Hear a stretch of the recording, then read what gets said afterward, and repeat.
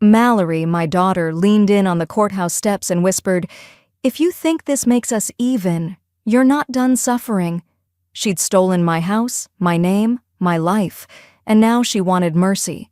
I looked her dead in the eyes and said, "You should have made sure I stayed dead." All right, before we dive into this crazy story, do me a favor, subscribe and tell us where you're watching from. The fluorescent light buzzed overhead, sterile and cold.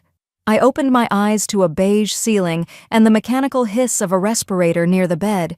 The nurse, a stranger in powder blue scrubs, stood by my chart, her voice calm but not kind. "You're awake," she said without a smile. "We didn't think you were coming back." I tried to sit up. My chest burned like fire. I felt sutures beneath the thin gown, bandages stretched tight where my sternum had been split and stitched back together. Tubes snaked out of me like vines. My mouth tasted of metal and cotton. Something was wrong, not just in my body, but in the room. "Where's my bag?" I rasped. "My purse, my rings." The nurse didn't look up from her clipboard. "Nothing was logged with your belongings, just your gown and the hospital-issued blanket. Your daughter said she'd take care of everything." "Mallory?" I whispered. My voice cracked. She nodded absently. "She was here the night they wheeled you in, signed the intake papers, gave us emergency access, but after the second day, she stopped coming." I blinked, heart monitor ticking steadily. A knot formed in my stomach. "Can I see my phone?" After a long pause, the nurse pulled open a drawer and produced a gray hospital bin. Inside was my phone, familiar in shape, but foreign. I powered it on. The wallpaper was gone. Contacts erased. The last call was to voicemail, but the call log had been wiped. Everything was reset, like I'd never existed in it at all. "Why would someone reset my phone?" I asked. "They said it was acting funny," the nurse offered, shrugging. "We were told to box everything. No forwarding address was given." "By who?" Her silence answered that. I tapped into the voicemail with trembling fingers. Static hissed, then a soft tone. "Hey, Mom. Hope you're resting. We figured you might not make it through recovery. Just wanted to let you know. We're staying in the house. You always said you wanted us to feel at home, so we did. Sleep tight." Mallory's voice, sweetened at the edges, matter of fact. The blood drained from my face. I buzzed for the nurse again. "Can I speak to billing?" I said through gritted teeth. She looked surprised. "Now?" "Yes, now." At the reception desk, a tired young woman flipped through her screen as I sat in a wheelchair, heart pounding harder than it should. She clicked, scrolled, squinted. "There's an issue with your payment," she said. "Your card declined. We reached out to the person listed on your file, Mallory Cole, but she said you'd transferred financial authority. I prepaid this stay. I wrote the check myself. It cleared. Not according to our system. A stop payment was issued 3 days ago. Your insurance is also inactive." I felt like I was watching someone else's nightmare. I had full coverage. I had my Medicare supplement. I had long-term care insurance. "This isn't right." She raised her hands, uncomfortable. "I can't speak to what happened, ma'am. All I can say is, this account is open and it's past due." The next morning, I demanded to see the head nurse. My memory was still fogged, but the rage gave me clarity. When the lead nurse came in, she offered sympathy with clinical distance. "It happens more often than you'd think," she said. "Families get scared. They make decisions. Sometimes they assume the worst. But I was never declared unresponsive. I was out for 48 hours after surgery. That doesn't make me dead." She said nothing. I looked down at my hands, pale, thin, still bruised at the IV sites. No wedding ring, no retirement gift bracelet, not even the locket my late husband gave me, which I never removed. All gone. They hadn't thought I'd come back, so they took everything. Later that evening, in the hospital's patient library, I borrowed a laptop. My login for the mortgage account failed. So did the utilities. My email password had been changed. I clicked through backup email notifications, and that's when I saw it. One message left unread, marked urgent, sent from my financial institution 4 days ago. Ms. Cole, we are reaching out to verify a recent transfer of ownership on your accounts. As no response was received, the request was processed via the designated power of attorney on file. Please call us immediately if this was unauthorized. My vision blurred. The heat in my chest wasn't from the surgery anymore. I clicked into the next unread voicemail. Mallory again. Hope you're resting, Mom. We figured you'd never make it. We're staying in the house. I didn't cry. Not yet. I just stared at the screen and thought, then neither will I. The taxi slowed in front of my house, just past dusk, when the ocean's breeze swept the street with that soft, salty ache I used to breathe like prayer. But something was off. The porch light used to be a soft amber glow. Now it was icy white, too bright, spotlighting a new brass welcome mat I'd never seen in my life. I stepped out slowly, each breath a cautious wince. My chest still ached, but not as much as the hollow buzzing behind my ribs. I reached into my purse and pulled out my house key, silver with a pink heart sticker Mallory had put on it when she was 10. It didn't fit. I tried again, jiggled the lock. Nothing. A dog barked inside. I hadn't owned a dog since 2006. Then footsteps. Fast, thumping down the hallway. The door creaked open. A boy, maybe 15. Board shorts, tousled blonde hair. Can I help you? I stared at him. Excuse me? He tilted his head. You're Mallory's mom, right? I said nothing. My lungs couldn't expand. She said you were in, a home or something. This is her place now. The door creaked open wider. My wallpaper was gone. The coastal blue had been painted over with trendy greige. Where my antique mirror once hung, a neon "Good Vibes Only" sign buzzed lowly in pink cursive. I felt the edge of the world crumble. Mallory, the boy called. Your mom's here? Moments later, Mallory glided into view.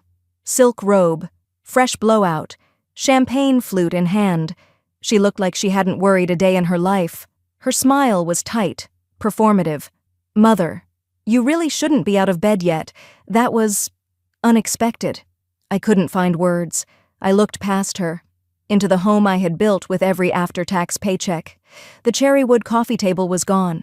My quilts, my plants, stripped, replaced by white leather furniture and art prints of phrases like live, laugh, love. What are you doing here? I asked, each syllable stiff. Brian appeared behind her, all smug confidence and Patagonia casual. Vivian, hey, you gave us quite the scare. I want to know what's going on. Mallory glanced at Brian, then back at me with faux sympathy. You weren't supposed to come home. You needed round-the-clock care. We thought a facility would be best. What facility? She waved a hand, dismissive. You said it yourself. How tiring the stairs were getting, that you might look into assisted living eventually. We just expedited it. Without speaking to me? Brian stepped forward. It was easier. You were in recovery. We didn't want to stress you. You moved into my home. Mallory's tone shifted, frost creeping in. We didn't move in. We transferred. The lawyer filed the property reassignment weeks ago. You don't remember? I staggered back a step, blinking. I never signed anything. You granted me power of attorney, she said, sweet as syrup. Temporary, yes, but broad. You were unconscious. There were decisions to make. I laughed, but it came out like a choke. I prepaid my hospital. My accounts were being mismanaged. Brian cut in. Mallory just streamlined things. Streamlined. My voice was low now. You mean emptied. Neither of them flinched. Mallory reached into a side drawer and pulled out a plain white envelope. She walked it to me like a hostess handing off a party favor. We wanted you to have something to land on, she said. This is your remainder. After the sale, bills, everything. You'll be comfortable for a while. My fingers trembled as I opened it. A cashier's check, $4,200. I stared at the number like it was a punchline. $4,200. After 40 years of saving, after co-signing Mallory's student loans, after paying off her wedding, her first car, after giving her my emergency fund when she and Brian hit a rough patch. This is theft. No, Mallory said, voice tight. It's transition, Brian added. It's legal. Every move had paperwork. We made sure of it. I stepped back onto the porch. The light flickered once, harsh and glaring. My shadow loomed across the walkway, larger than I felt. "I'm not staying in a motel," I whispered. "That's fine," Mallory said, already turning back into the house. "You don't live here anymore." As the door closed, the paper still clutched in my hand, I heard Brian's voice through the crack. "She'll fade out, babe. People like her always do." I sat cross-legged on the edge of the motel bed, my laptop balanced on my knees, the sterile scent of bleach clinging to the polyester comforter. I typed in my Chase login, email, password, and hit submit. Account not found. I tried again, slower, double-checked every character. Nothing. I reached for my phone, which still felt foreign in my palm since the factory reset. Every app was gone. The cloud backups, wiped. It took me 10 minutes to remember my Apple ID, and when I finally logged in, all my saved notes, my calendar, my reminders, vanished. I opened the browser and typed in PG and E Next, the utility login for my home of 32 years. Username does not exist one after another. I tried everything. My Fidelity investment portal, my Blue Shield insurance account, even the neighborhood HOA board I used to run. All locked, all gone. They hadn't just taken my house, they'd scrubbed my digital fingerprint clean.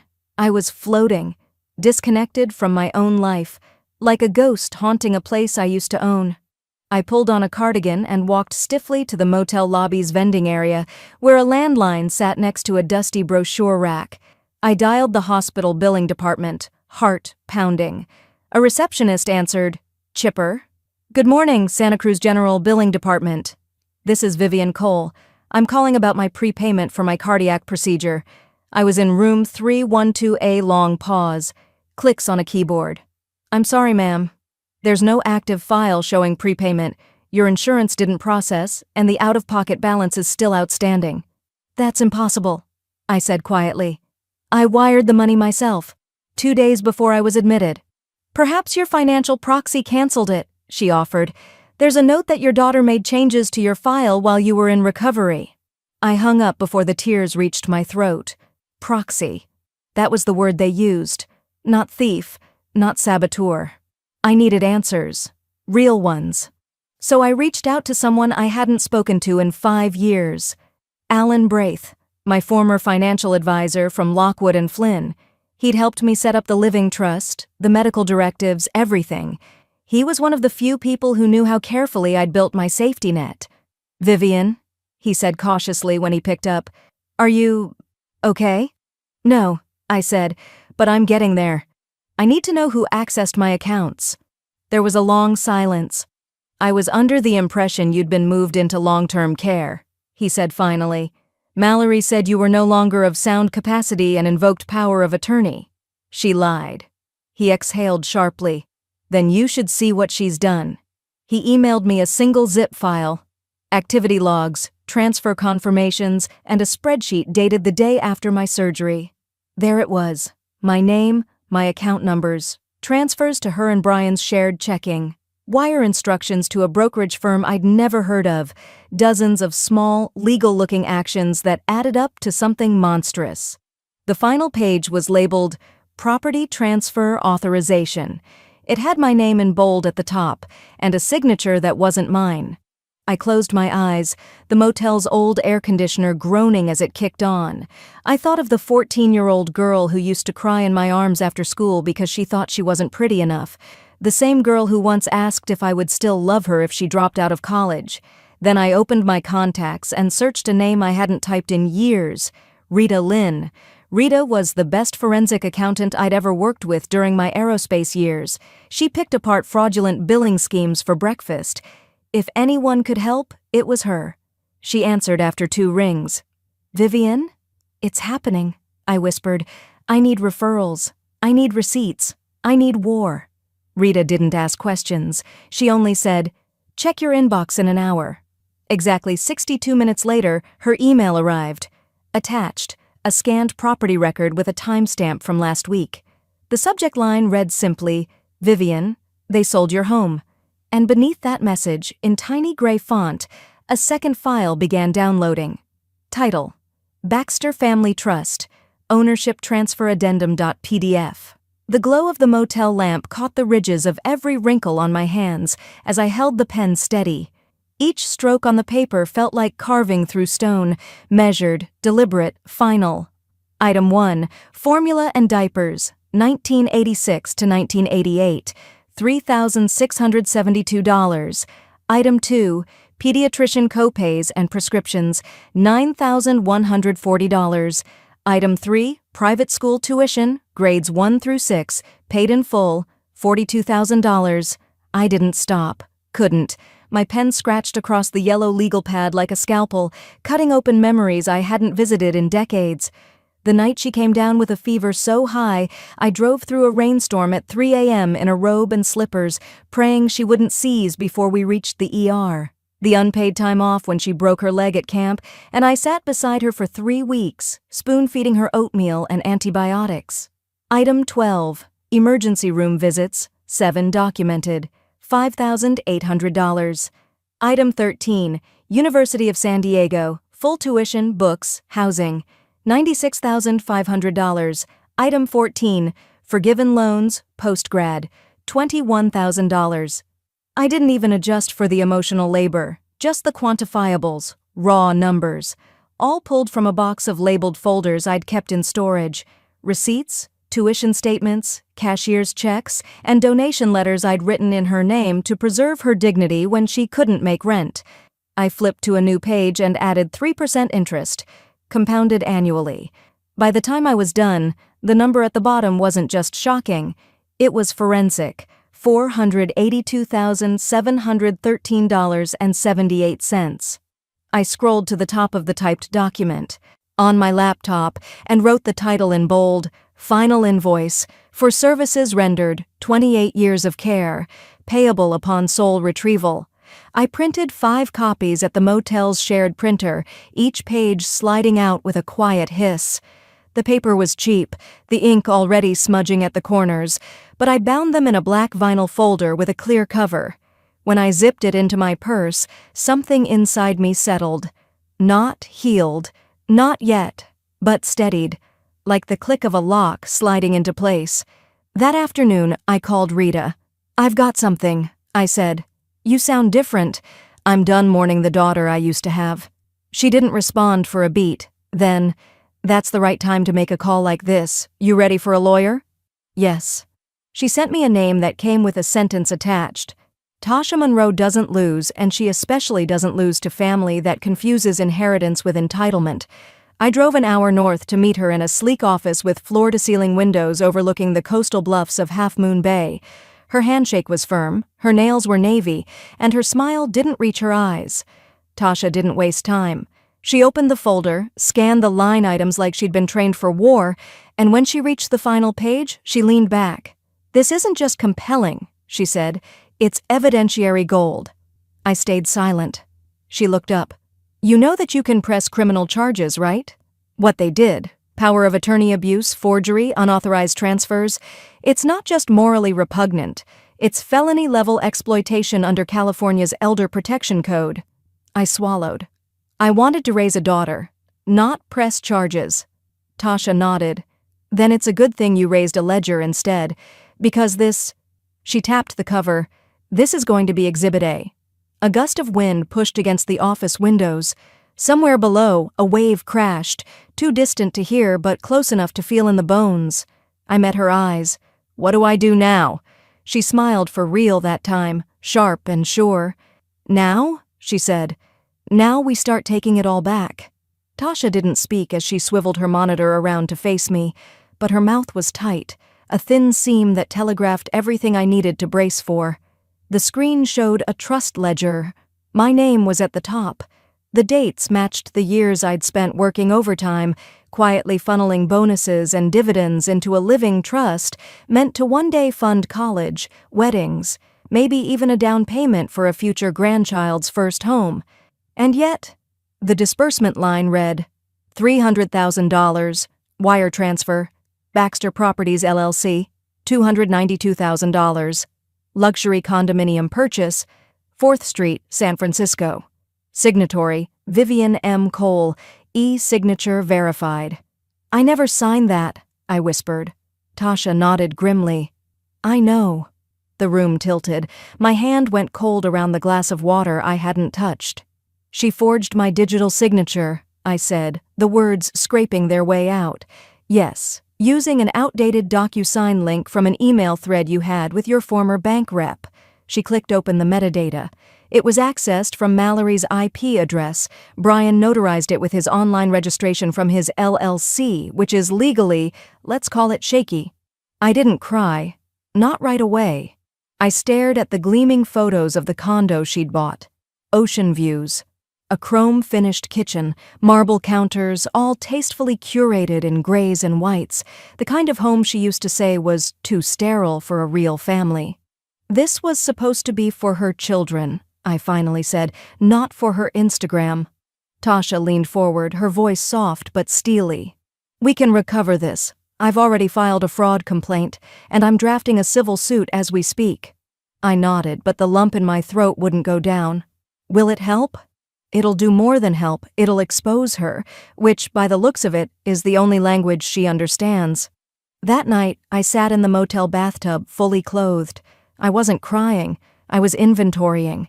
Every lunch skipped, every raise diverted, every Christmas bonus I never spent. It had all been love made liquid.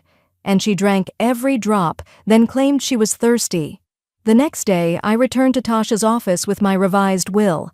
I want it all redirected, I said. Every remaining asset, every savings account, the life insurance, transfer it to a private charitable foundation. Name it Left Behind, Not Powerless. Tasha's eyebrows arched slightly. You're cutting her out completely? She cut first. We signed the amendment.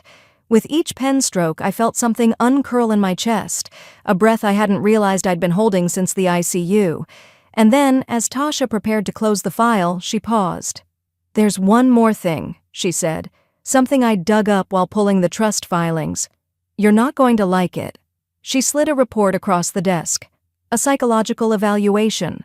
Vivian Cole, age 68. Recommendation: mentally incompetent for financial self-management. I stared at the header, frozen. I never did this eval. You didn't, she confirmed. It was conducted by a third-party evaluator in Monterey County, signed off remotely using medical history pulled from your hospital stay. Mallory submitted it to the court 10 days after your surgery. She was trying to own me on paper, I murmured. She did, until the court quietly approved it. That's how she got full POA reinstated before you woke up. She was laying legal groundwork for permanent conservatorship. I sank into the leather chair. My name was printed on so many lines in so many fonts, and none of them had ever been written by me. Tasha looked at me, not gently, but with respect. You still want to go forward? I want to go forward like she never expected I could. Later that night, my burner phone buzzed. A new text, no name attached, back off, or we'll have you committed for real next time. I stared at the message, my pulse calm. Then I hit forward and sent it straight to Tasha. Let's give them one hell of a reason to try. Tasha called it a gentle weapon. That's how power of attorney laws work when misused. They're supposed to safeguard you in emergencies, she'd said, pushing a thick folder across the table. But in practice, they're a loaded gun in the wrong hands. She didn't have to finish the sentence. I knew whose hands she meant. I packed my things that night and left the motel I'd been hiding in. Checked into a long-stay lodge off Pacific Avenue under the name Anne V. Charles, a silent nod to my mother and the man I loved. It felt petty, maybe even cowardly, but it was safer than sleeping 10 miles away from a woman who'd already sold my life once like it was a used sofa. The first morning, I sat on the thin mattress and started recording. My voice was dry. Day 1, post-op. Mental status, lucid. Or at least as lucid as anyone who just found out their daughter legally erased them. I tilted the phone camera toward my handwritten medical clearance. 3 pages of neurocognitive test results signed by Dr. Shapiro. You'll want this too, because she's going to say I'm confused. Again. By the end of the week, I had a folder full of documents, physicals, therapy notes, bank statements I'd requested by mail, anything that proved I wasn't the ghost they were painting. I labeled it evidence of life. At night, I scrolled through Mallory's online presence. Her Instagram had gone fully curated, sepia-toned photos of her cupping her belly, a pastel balloon arch behind her. The caption read, "Grateful every day, especially for the village raising this baby."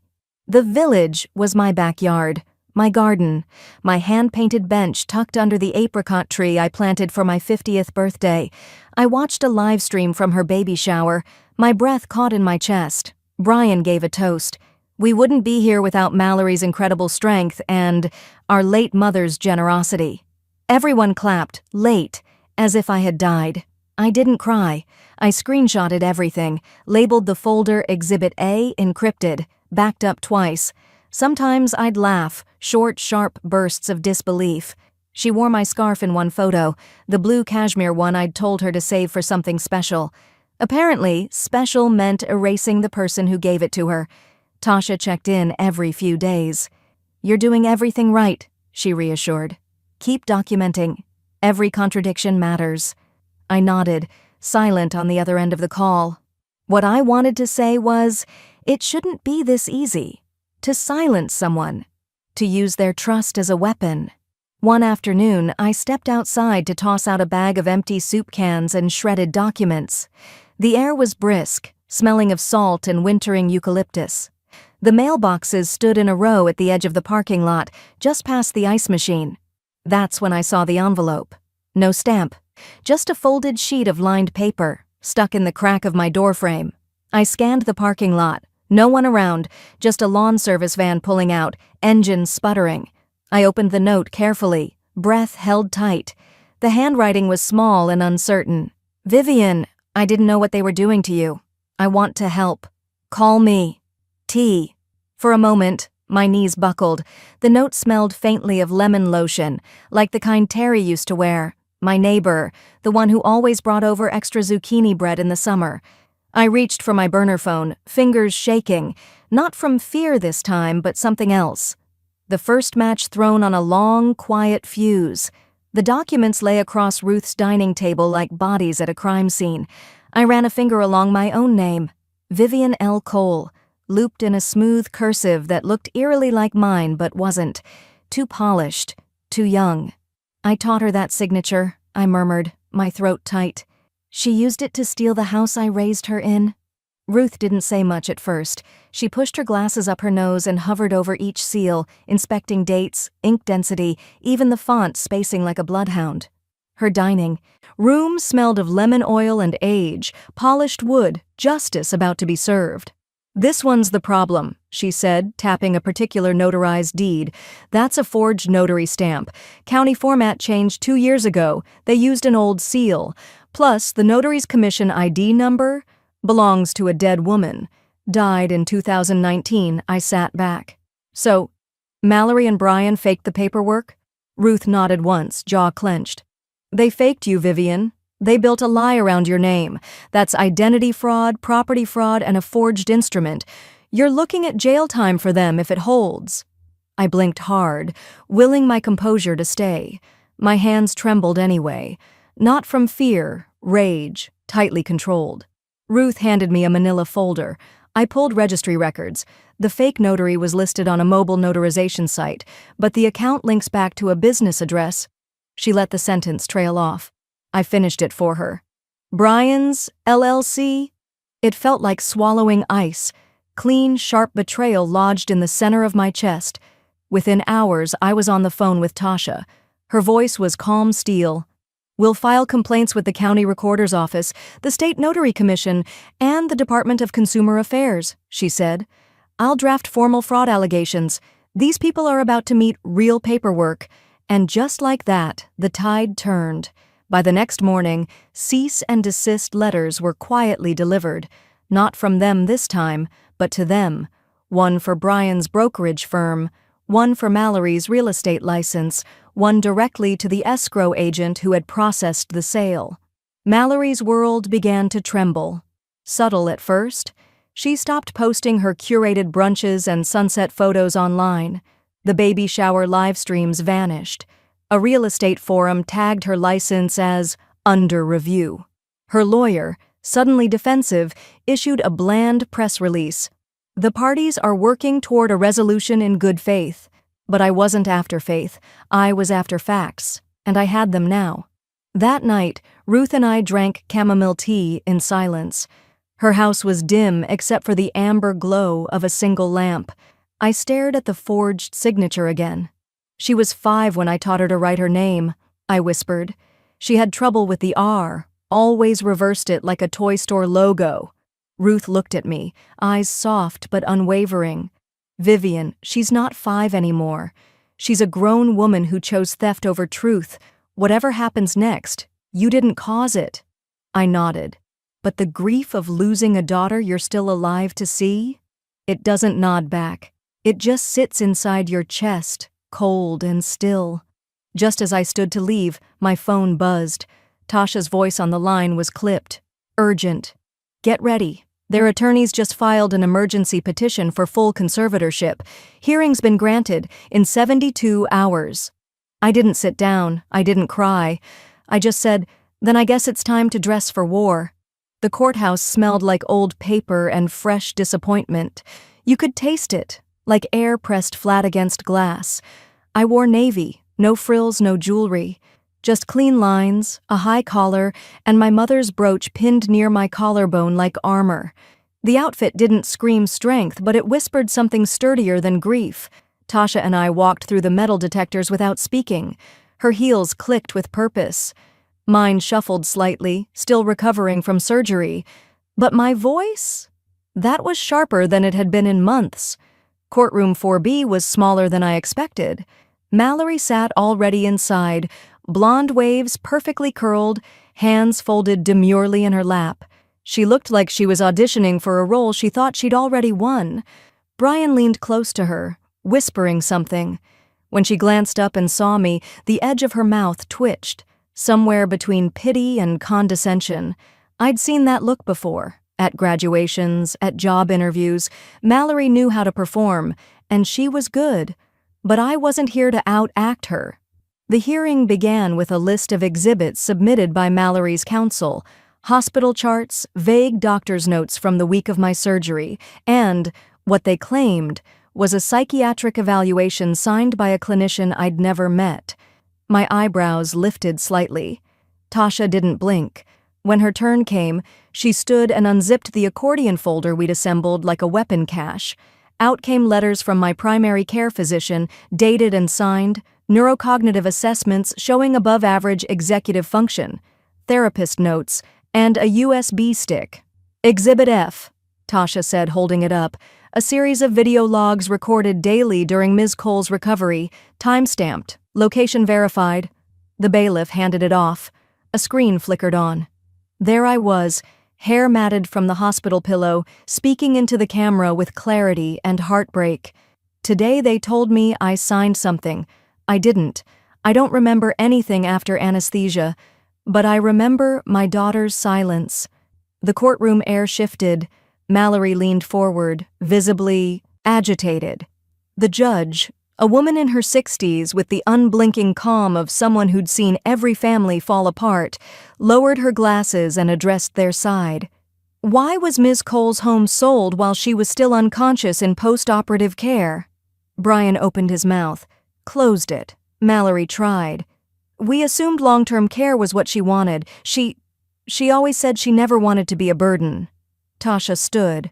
Wanting not to burden someone doesn't equal legal permission to strip them of autonomy and assets. The judge's pen tapped the desk twice. Then silence. Her eyes cut toward Mallory. Pending full review of these claims, I'm placing a temporary injunction on all access to Ms. Cole's financial accounts, trust activity, or property holdings, effective immediately. A pause. Any violation will result in contempt. Mallory's mouth opened, then shut again. Her eyes found me. I didn't flinch. I didn't nod. I didn't even breathe loud enough to be heard. That's how you survive daughters who know how to spin stories. You become the kind of silence that can't be rewritten. When the gavel struck wood, it didn't sound like justice. It sounded like a beginning. We exited through the side corridor. Tasha's voice was quiet beside me. That was just round 1, but we're gaining ground. Outside, the air was salt-damp and wind-bitten, the sky a deep gray. The press hadn't shown up, thankfully, but a few observers stood nearby, murmuring. A woman my age gave me a look of quiet encouragement as we passed, but it didn't last. Mallory caught up with me on the courthouse steps. She was alone now, Brian hanging back. Her face was pale, lips pulled tight like she was trying not to scream. She leaned in just enough for her voice to cut between my ribs. "If you think this makes us even," she whispered, "you're not done suffering." I tilted my head. "You're right." Then I stepped around her like she was fog and walked into the storm, ready. That evening, I sat in front of my phone camera in the motel's beige kitchenette and spoke like an accountant reading a ledger. Because that's what it was, the cost of being erased. "Hello, my name is Vivian Cole. I'm 68 years old, and my daughter emptied my life while I was under anesthesia." The ring light flickered slightly. I adjusted it once, leaned forward. On the table in front of me were documents, timestamps, bank records, my hospital bracelet, and the pink folder labeled Exhibit A. I woke up after heart surgery in room 312. My jewelry was missing. My belongings gone. My phone reset. My daughter had checked me in. She never checked back. I paused. Then I added, "She told the hospital I wouldn't be coming back." I'd rehearsed it 4 times. I kept it under 5 minutes. Simple framing, no dramatic music, no filters, just facts, dates, receipts. I spoke plainly, with the cadence of someone used to reconciling inconsistencies, because I was. I spent 32 years at Lockheed Martin tracking zeros that didn't belong. Now I was tracking lies. When I uploaded it, I expected maybe a few dozen people to see it. The view count hit 10,000 in the first 3 hours. By morning, it was over 1 million. The comments came in like a flood of women remembering where they'd been left. Same thing happened to my aunt. My son took my pension and told the neighbors I had Alzheimer's. Elder abuse happens in silence. Thank you for making noise. Someone called it the Vivian effect. A trending hashtag, a growing ripple. By the end of the week, I'd received 32 emails from other victims. A paralegal in Portland offered pro bono research support. A trauma counselor in Vermont offered therapy hours for survivors. Even an editor from a nonprofit newsletter asked to reprint my video transcript, so I bought a domain, leftbehindnotpowerless.org. It wasn't fancy. I used a free site builder, just black text on a clean background. But the homepage said, "If your child wrote you off like debt, you're not alone."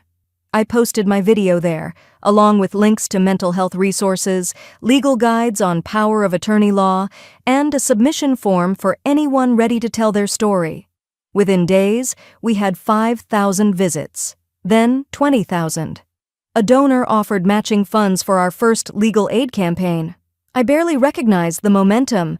I had no marketing plan. No fancy strategy, just a voice and a wound and an audience full of people who knew exactly where it hurt. Mallory tried to fight back. She posted her own video, perfectly lit, holding a toddler in one arm, wearing an apron with the words, "Best daughter ever," printed in gold script. She cried on cue, said I was sick, confused, traumatized by aging, claimed she was protecting me from myself, but truth has a way of echoing louder than theater. Within 48 hours, people began dissecting her lies, side-by-side screenshots, mismatched dates, duplicate signatures. Someone found her real estate license info and filed a formal complaint. 3 separate whistleblowers flagged her LLC on Reddit. She closed her comments. Then she shut down her page entirely. And I started breathing again. Then the email arrived. The subject line read, "You need to see where the rest of your trust went. No sender name, no body text, just a PDF attachment and a line beneath it. I worked for them. I didn't know it would go this far." I opened the PDF on instinct and nausea, the kind that settles in your spine before your mind catches up. The file was a series of ledger scans, obscured titles, slightly off-kilter margins, but the columns didn't lie. Dates, routing numbers, transferred amounts, and right there in bold header font, the Baxter Family Legacy Foundation. I didn't recognize the name. but I recognized the money. My money. $380,000, I murmured. Tasha's voice on the other end of the line was steel wrapped in velvet. Baxter's Brian's mother's maiden name. The shell was registered 6 months ago. Nevada Incorporation. No board, no charity status, but it's been moving money. Into a brokerage account, and then into a down payment in Sausalito. My mouth went dry. So the trust wasn't depleted. It was detoured. Tasha didn't answer immediately. When she did, she only said, "We need to act. Now." The next 48 hours moved like fire through dry brush. Tasha contacted the state's Charitable Oversight Division with a 30-page packet of evidence. Within 24 hours, the California Department of Financial Protection issued a freeze order on all Baxter Foundation activity. The brokerage account was locked. The foundation's website was taken down. A red banner appeared on the Secretary of State's registry. Pending investigation. Suspended status. I recorded standing in front of the motel's kitchenette again, holding the trust document in one hand and a screenshot of the Baxter Family Legacy Foundation website in the other. They said my legacy was gone. It wasn't. It was rebranded under a name that didn't belong to me, didn't belong to my family, so they could use it to buy silence, square footage, and status. But this isn't just theft. It's laundering. I paused for effect. It's laundering disguised as love. It went viral again. News outlets began reaching out, not just digital ones. Bay Area Now requested an on-camera interview. A podcast focused on elder abuse asked me to speak. An assistant editor from a publishing imprint I vaguely remembered from my old book club sent me a DM. "Have you considered a memoir?" Then came the door knock. I wasn't expecting anyone.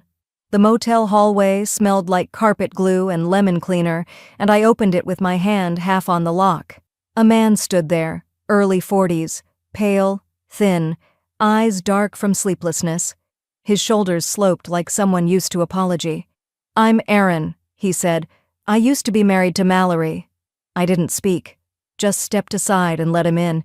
He didn't waste time. "I saw your video. I didn't leave her soon enough. I need you to know that. But I tried. I swear to you, I tried." He pulled a folder from his jacket. Inside, dated notes from therapy, joint account withdrawals, signed affidavits, and one brutal email from Mallory to him that read, "She'll be dead in a year, so why does it matter if we use it now?" "She told me you were senile," he said quietly, "that the money was already hers, that Brian knew how to structure it so no one would question it." I gripped the edge of the chair. He exhaled, shame in every syllable. "She got worse after I left. Controlling, paranoid, financial abuse, isolation, gaslighting. I've seen it before. I just didn't think she'd do it to her own mother." Tasha later said it was enough to corroborate multiple claims, enough for a full discovery motion, enough to drag this entire masquerade into the sunlight. But Mallory, of course, had her own move planned. 2 days later, a courier knocked on my motel door. He handed me a cream envelope, heavy with embossed court print. I slid it open with the corner of my room key. Superior Court of California, Case No. C 23-90145. Defendant, Vivian Cole. Plaintiff, Mallory Cole Baxter. Claim emotional damages, public defamation, loss of livelihood. By the time the discovery phase officially opened, I no longer shook in fear. I burned. The courthouse conference room smelled faintly of coffee and laminate cleaner, but beneath that, there was tension. Sweaty, metallic, courtroom tension that clung to everyone's collars. My fingers clutched the edge of my notepad like it was the only thing keeping me from reaching across the table. Tasha leaned forward. "We're formally requesting access to all digital communications between Mallory Cole and Brian Baxter from the past 12 months. That includes phone records, text messages, email threads, encrypted messaging apps, and third-party cloud backups." Mallory's lawyer tried to object. The judge's eyebrows rose an inch. "Denied," she said. "Full discovery means full discovery. The following week came like a tidal wave. Email printouts, Dropbox folders, Slack screenshots, Signal threads, hundreds of pages. Tasha's paralegal flagged one video attachment with a yellow post-it. Timestamp, day of heart surgery. I watched the clip in her office. Brian, holding a glass of wine, laughed into the camera. "She's got a foot in the grave and a full portfolio. She'll be too dead to care where it goes." In the background, Mallory's voice muttered, "Don't jinx it." My jaw didn't clench. I expected rot. But Tasha, who had heard everything by now, looked stunned. "This is egregious," she muttered. "We'll enter it with the financial records and the hospital timeline." I gave her a nod. "Let them see it. All of it." That same afternoon, Ruth sat on the witness stand in her pressed beige blazer, a quiet storm in sensible shoes.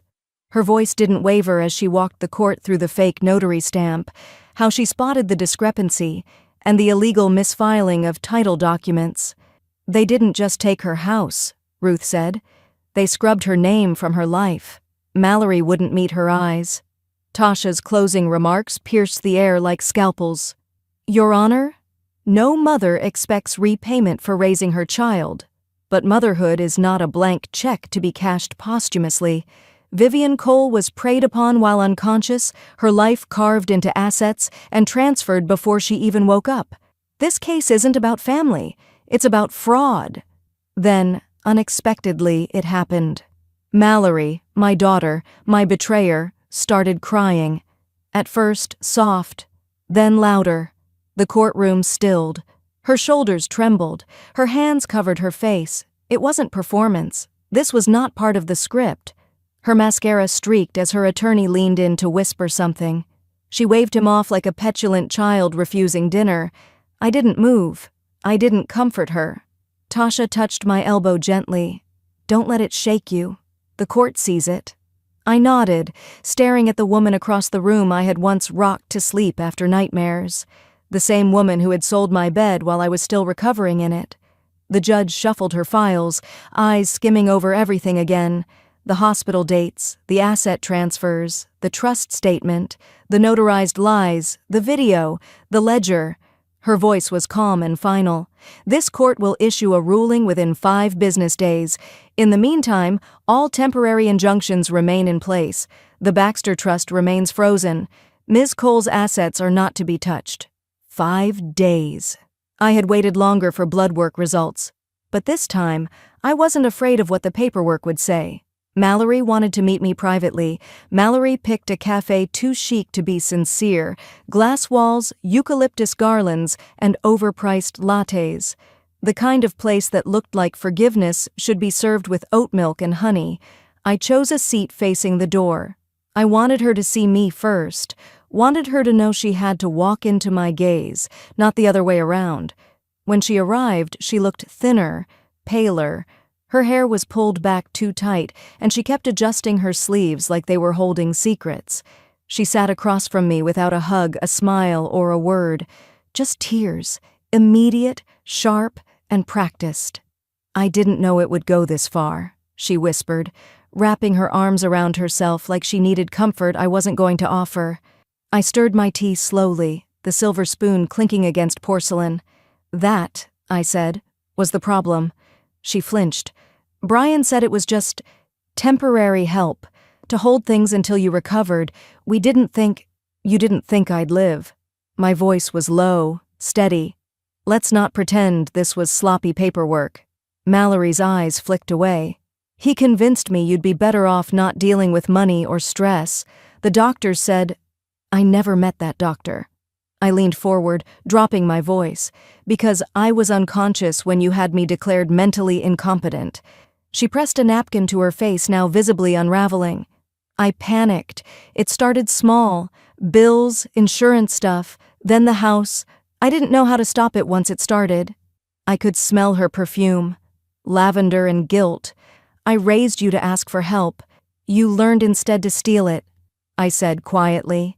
"And when you got caught, you cried." She reached across the table, her fingers trembling. "Please, just tell the judge we're resolving this privately. I don't want it to end this way." I stood, slowly and deliberately. "You don't get to choose how it ends. You already chose that when you signed my name and walked away." Mallory didn't follow me out. She just stared at her empty cup, shoulders hunched like the ceiling had lowered just for her. Back in the quiet of my rental unit, I made myself a grilled cheese, sharp cheddar, sourdough, buttered both sides. I let the pan sizzle longer than usual, filling the space with something warm and real. Then I logged into Charles Schwab. The new trust glowed back at me. Like a heartbeat. Safe. Untouched. Mine. Then I opened the dashboard for Left Behind, Not Powerless. 50,000 subscribers. Messages poured in hourly. Thank yous. Stories. Pleas for legal help. We were building something that wasn't just about me anymore. Ruth texted a smiley face and the words, "Tomorrow's the day. Sleep early." I turned off my phone and tucked the charger into its drawer. The apartment had gone still, and for once, I didn't dread the silence. It was clean. It belonged to me. A knock broke the peace, sharp, urgent. When I opened the door, no one was there. Just a padded envelope on the floor. Certified. From the Superior Court of California. I peeled the flap slowly, breath catching somewhere between fear and fury. The final verdict. The courtroom felt like a stage without curtains. No place to hide, no lines left to memorize, just verdict and aftermath. The judge's gaze was heavy but not unkind as she shuffled papers. I could hear each crisp edge whisper as the final ruling was prepared. My fingers tightened around the bench, knuckles white, heart steady for once. "Vivian Cole," she said, voice calm and cutting through the air like a gavel before it dropped. "This court finds in your favor on all counts." A wave passed through the gallery, barely audible but electric. I didn't smile. I didn't cry. I breathed. A clean, uncluttered breath I hadn't taken since the day I woke up in that stripped hospital room. The judgment was expansive. Full restitution of assets, immediate cessation of Mallory's power of attorney, a public correction of competency status, and, God help her, a legal order to publicly apologize. Her real estate license was revoked on grounds of ethical violations. Brian's name was flagged by both the Financial Crimes Division and IRS. His face, pale in the back row, didn't even lift from his phone. I rose, the weight on my shoulders lighter, not gone. Justice had been served, but grief had never been so public. Tasha squeezed my arm as we walked out into the bright Sacramento sun. "They'll be talking about this case in elder law seminars for a decade." "I hope they talk about the silence before it too," I replied. "That's where most of the damage happens." The media came fast. Calls, texts, emails. 60 Minutes, Dateline. Even a podcast based out of New York wanted an exclusive. I said no, over and over. I didn't want to become a spectacle. I wanted a garden. So I left California. Quietly, without a forwarding address, bought a little house outside Flathead Lake, Montana, a modest A-frame with birch siding and wide windows that breathed in the sky. It came with a sun porch and an acre of overgrown rose bushes, just enough work to keep my hands busy and my mind still.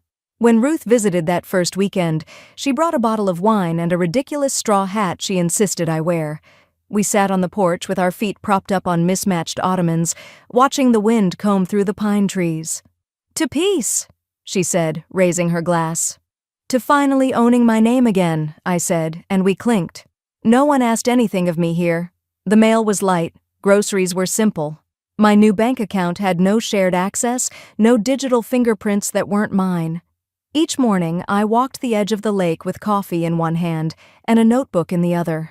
Not to write about what had happened, but to remember how it felt to be still. My foundation, Left Behind, Not Powerless, was now run by a small staff of volunteers. I wasn't its face anymore. That was the plan. That was the point. We funded legal aid for elderly victims of fraud, especially those hurt by their own children. I got one final letter from the court. Mallory's public apology, stapled and bland, no signature, just a printed name. And then, late one night, after the dishes had dried and the air smelled like mountain cold, my phone buzzed. A number I didn't recognize, but I knew the rhythm of her venom. "Mallory, you'll die alone, and I won't cry." I stared at the message, not with anger, not even sadness, but with the kind of clarity that only comes when you've already buried the emotional corpse of someone who's still technically alive. I set the phone down. poured another glass of wine. The night stretched out before me like a blank canvas. I used to believe silence meant something was missing, that the absence of voices, of footsteps, of purpose, meant I'd failed to matter. But here, with the Montana air thick with pine and sun-bleached wind, silence had a shape, a dignity. It felt earned. Every morning I sat on my porch with a cup of strong coffee and the leather-bound journal I kept during recovery. The spine had begun to fray, edges curled from thumb-worn turns. My handwriting shifted from trembled letters in the early pages, when I was still shaky from surgery, to bold black loops as I reclaimed myself line by line. One entry stopped me. March 4th. She called me dead, and I almost believed it. But I'm still here. That has to mean something. It did. It meant I was no longer Mallory's mother in any practical sense. I was no one's burden, no one's pawn, no one's illusion.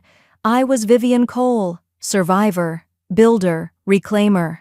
That afternoon, I received a call from Tasha. "You sitting down?" she asked, teasing. "Your foundation just received a $100,000 anonymous donation." I blinked. From who? We traced it through 3 routing paths, but eventually it looped back to a bank account once owned by Mallory's first husband. "You remember the one who disappeared quietly?" I remembered. He'd been too quiet, nervous around Brian, always looked like he was waiting for someone to swing first. "He left a note with the transfer," Tasha continued. "It just said, 'Thank you for surviving.' I couldn't. That money changed everything." We launched the Elder Justice Clinics that fall, pro bono legal workshops in public libraries and community centers across the western states. We hired 3 part-time attorneys and a crisis counselor. The first event in Missoula drew 400 attendees, retired teachers, widowed nurses, displaced veterans. Some came to listen, some came to cry, all came to be seen. During my welcome speech, I said, "They took everything but my mind, and now I'm giving that away, for free." The room erupted in applause, not loud, but long, a kind of applause that felt like permission. That night, I wrote a blog post by the same name. "They took everything but my mind." It was read 78,000 times in a week. Back in Montana, I cleaned off the porch and added 5 white rocking chairs I found at a salvage yard, painted them sage green, stenciled words beneath each seat: hope, story, shelter, anger, begin. It wasn't a grand gesture, just a quiet one. My invitation to those still coming out of their own paper cages. One afternoon, the sky a watercolor of dusk oranges and bruised blues, I sat with a blanket over my knees, rereading old newspaper clippings about the case. Not to punish myself, but to remind myself what it cost to forget my own worth. A gravel crunch echoed from the long driveway. I looked up, expecting Ruth or the mail truck. Instead, a girl, maybe 16, stood near the steps, skinny as a reed, hoodie sleeves tugged over her fists. Her eyes were wide but not afraid. "Are you Miss Vivian?" she asked, voice carrying like wind between pine trees. "My mom told me you help people."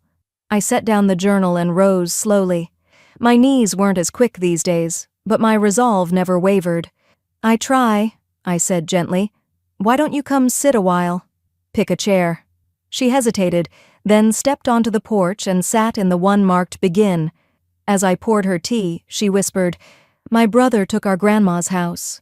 Said she didn't need it anymore. I think he's lying." The sun reached gently across my porch, the light slower than it used to be, as if it knew I no longer ran toward anything. I sipped my coffee in silence, steam curling over my knuckles, and glanced at the framed invoice hanging beside the kitchen entryway. 28 years of care, cream cardstock, black ink, stamped and signed, as if motherhood ever came with itemization. I hadn't expected the document to comfort me, but it did. These days the house no longer echoed. It hummed. Quiet footsteps moved through it, not mine alone anymore, but women like me. Women who were once robbed of more than their savings, their dignity, their voice, their place at the table. Now they came to sit at mine. One of them, Amanda, was 32. Her brother had emptied her retirement under the guise of helping her manage it. Another Lourdes had spent 2 years paying rent on a house her daughter already sold out from under her. I didn't have to ask how they found me. Left Behind, Not Powerless had become more than a campaign. It was a lifeline. The house, once a lonely Montana retreat, was now a shared shelter. One guest room became two. Then we converted the attic. We called it the Restart House. No staff, no slogans, just soft light, clean sheets, and space to breathe. But the real shift came when Senator Delaney's office called. They'd read the platform's case studies, watched the clips, tracked the momentum, and so I sat in front of a congressional subcommittee, neat navy blazer, ironclad spine, and years of quiet rage translated into policy asks. Financial abuse by family, I told them, wasn't rare. It was epidemic, and it was federally invisible. I walked them through POA loopholes, trust fund fraud, and coercive incompetency declarations. I didn't speak with fury. I didn't need to. I brought receipts. They listened. I watched the stenographer's fingers fly like birds across her keys. Afterward, someone asked if I felt vindicated. I just smiled. I feel useful. Later that week, I stood in front of my easel for the first time in 10 years. Oil paint, turpentine, that specific chemical sweetness that smelled like college and dreams before sacrifice. My hand trembled for the first few strokes, then settled. I painted what I hadn't had. A mother and daughter, sitting side by side, no tension in their hands, no silence in their mouths. That night, Ruth dropped by with a pie and said, "You look lighter." I told her, "I am." I stopped trying to be forgiven for surviving. She smiled. We toasted with lemonade instead of wine, because sometimes clarity tastes better than comfort. The framed invoice stayed in the kitchen, above the toaster. Every new woman who moved in saw it. Some cried, some laughed. One asked if she could make her own. "Yes," I told her, "but only if you add interest."